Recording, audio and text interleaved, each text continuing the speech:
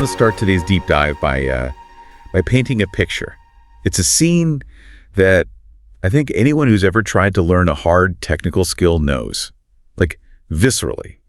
We're calling it the lonely developer moment. Oh, I know this moment. It's always at 2:0 a.m., isn't it? Always 2:0 a.m. Exactly. So you're a student, maybe a sophomore. You're in your dorm room. You've got this little microcontroller on your desk, an ESP32, and just a mess of jumper wires everywhere. A bird's nest. A complete bird's nest. Yeah. You've got code on your screen. You copied from some tutorial that's 3 years old. You hit upload. The device connects. Yeah. And then it disconnects. Yeah. And then just silence. Nothing happens. And you get that cryptic error message, right? Something like exit status 1, which tells you, well, absolutely nothing. Nothing. And you just hit this wall. You did everything the tutorial said, but it's just not working. Mm-hmm. And the worst part is you have no one to ask. You can't call your professor in the middle of the night. And you really don't want to post on a forum. You're terrified someone's going to say, read the manual or call you a noob. Yeah. That emotional barrier is so real. It's the gap between the excitement of wanting to build something cool and the gritty reality of configuring baud rates. That's where most people just give up. Well, today we are diving into a solution that claims to, well, dissolve that friction. We're looking at Faybee, a new AI assistant from the IoT platform Favoriot. And I know. We see AI attached to everything these days. Everything. But this isn't just a generic chatbot. They're calling it a smart companion, designed specifically to, and I'm quoting here, democratize IoT knowledge. You know, that word democratize gets thrown around, but for the Internet of Things, for IoT, it's actually crucial. We have these launch notes from the CEO, Dr. Mazlan Abbas, and his vision is that we have the hardware, we have the connectivity, but we don't have enough people who know how to put it all together. So Faybee is their attempt to give that lonely student a guide that never sleeps. So for this deep dive, we're not just going to read a spec sheet. That's boring. We're going to role play. We'll follow that student's journey. Let's call him Alex. We're going to walk with Alex from that moment of despair to, hopefully, a moment of triumph. I love that, because the real test for this kind of tech isn't just, can it write code? It's, can it keep the learner from quitting? Precisely. Oh. So let's set the scene. Alex has his ESP32 board. For anyone listening, that's kind of the workhorse of IoT, cheap, powerful, has Wi-Fi built in. He wants to build a simple smart home monitor. Maybe just track the temperature in his dorm room. Yes, simple. He has the hardware, but he is completely intimidated by the wiring, the setup, all of it. This is the hello world of hardware, but it's so much harder than just printing text to a screen. You've got firmware, libraries, protocols. Right. So in the old world, Alex opens, 20 tabs? YouTube, Stack Overflow, random blogs. He's searching ESP32 MQTT setup. And here's the trap. MQTT is the standard language devices used to talk to the cloud. But every platform, AWS, Azure, Favoriot, implements it just a little differently. Different ports, different security. So if Alex grabs some generic code from a 2021 blog post, it's basically guaranteed to fail on the Favoriot platform today. Almost guaranteed, yeah. He's drowning in information overload. So enter Faybee. The AI lives in a sidebar right on the Favoriot platform. Alex opens the chat. Now my question is, why is this any different than him just opening ChatGPT in another tab? That is the million-dollar question. A general AI like ChatGPT is guessing based on old training data. It might hallucinate a server address that doesn't exist anymore. Faybee, on the other hand, is what the docs call tightly woven into the platform. It's a vertical AI. Exactly. It's not a librarian who's read every book. It's the mechanic who built the car you're trying to fix. It knows the current state of the platform. That's a great analogy. So when Alex types, I have an ESP32 and I want to connect it, what happens? Faybee doesn't give him a generic lecture. It says, okay, here's the specific code for the ESP32. Here is where you put your Wi-Fi details. And crucially, here's our specific MQTT server address and port 1883. So it removes all the guesswork, and it helps with the wiring logic too, right? Like which pin goes where. Exactly. It'll say, if you're using the DHT11 sensor, define pin 4 in the code, and then plug the signal wire into pin 4 on the board. It bridges that physical to digital gap. So Alex copies the code, fills in his password, and hits upload. And instead of an error, the little blue LED on the board starts to blink. Connection established. And just think about the time saved.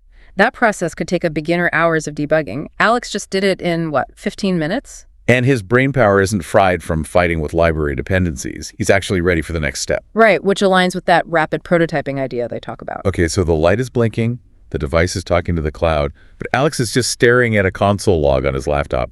Message sent. Message sent. kind of boring. He's in that is it alive phase. He needs proof of life. He needs to see the data. So he turns back to Faybee. He asked, "What now? How do I see my temperature?" Usually, visualizing data is a whole other mountain to climb. Oh, yeah. You have to know about dashboards, widgets, data streams, JSON packets. It's very easy to mess up the data types. But Faybee just guides him. It says, go to the dashboard tab, click Add Widget, select Gauge, and link it to the data stream called temperature. So Alex follows the steps. He breathes on the sensor just to warm it up. And on his laptop screen, the needle on the virtual gauge actually moves. That right there, that is the dopamine hit. That's the aha moment. It is. When you affect the physical world, your own breath, and you see a digital reflection of it instantly, that hooks a student for life. And notice Faybee didn't do the work for him. It walked him through the structure of the platform. It's teaching him the mental model. It's a co-pilot, not an autopilot. I like that. But let's be real. Engineering is never this smooth. Let's introduce a problem. Alex is feeling confident now. A little cocky, maybe? It's a little cocky. He adds a humidity sensor, changes the code to send data every second instead of every minute. He uploads, and the dashboard flatlines. The needle just drops to zero. The inevitable glitch. This is the valley of death for student projects. In the old world, he'd be panicking. Did he fry the sensor? Is the Wi-Fi down? He'd post on forum and maybe get a snarky reply 6 hours later. Did you even format your code, kid? Yeah, that social anxiety is a huge barrier. This is where the persona of Faybee gets interesting. We have the images. It's not just a text box. It's a character, a little maroon-suited bee with a friendly face. It's disarmingly cute, and that's by design. The source material calls it a supportive companion. It creates a psychological safe space. So you can't embarrass yourself in front of a robot bee. Exactly. Alex can just paste his messy, broken code and ask, why did this stop working? Without any fear of judgment. So how does Faybee diagnose it? Because debugging logic is way harder than just generating code. Well, because Faybee understands the platform's specific rules, it can spot platform-specific errors. It might look at the code and say, hey, you're trying to send data every 1 second, but your free account only allows data every 15 seconds. The server is throttling you. Whoa, that is huge. A generic AI would check your syntax, but it wouldn't know your account limits. No way. Faybee connects the device-side code to the cloud-side reality. It turns a project-killing mystery into a 5-minute fix. So Alex makes the change, and boom, the data flows again. Crisis averted. And his confidence is still intact. In fact, it's growing because he now understands why it broke. So he's got the data, he's got the visualization, he wants to level up, he doesn't just want to watch the temperature anymore, he wants the system to do something. This is the move from monitoring to automation. This is where IoT gets really powerful. So he asks Faybee, how can I get an email if the temperature gets too hot? And now you're dealing with rule engines, which can be tricky. You've got if this, then that logic, thresholds, all that. Faybee just guides him to the rules engine on the platform. It says, select your device. Set the condition to temperature is greater than 30. Select the email action and put in your address. And think about what's happening. Faybee is now a platform guide, not just a coding helper. It's showing Alex features he didn't even know existed. He might have been too intimidated to even click on a tab called Rules Engine before. For sure. Faybee is acting as a bridge, saying, no, this is for you too. Here's how to use it. Suddenly, Alex hasn't just built a sensor. He's built a reactive, automated system. Which brings us to the end of his project. He has to present this to his class. And we've all seen those presentations where the demo completely fails. It works. Sometimes, the classic line. Right. But because Faybee handled all that grunt work, Alex has been collecting data for days. He has graphs, he has an alert log, he has actual insights. This is that teaching assistant concept from the source material. Instead of the professor spending all their time debugging 50 different Wi-Fi connection issues, they can actually talk about the data. They can ask, okay, the system works. Now, why did the temperature spike there? What does this tell us? They can actually teach IoT, not just debugging. And Alex can show his class not just, this is the temperature now, but here is the trend over the last 48 hours. He's presenting insights, not just a blinking light. He's confident. And this all connects back to that bigger idea from the launch materials about becoming a producer nation. Yeah, let's unpack that. A consumer nation buys smart thermostats. A producer nation builds them. There's a huge technical divide between those who can create with technology and those who just consume it. And that divide is usually defined by frustration. You try, you fail, you decide I'm not a tech person, and you just become a consumer. Exactly. By removing that friction, by holding the student's hand through that valley of frustration, a tool like Faybee keeps them on the producer path.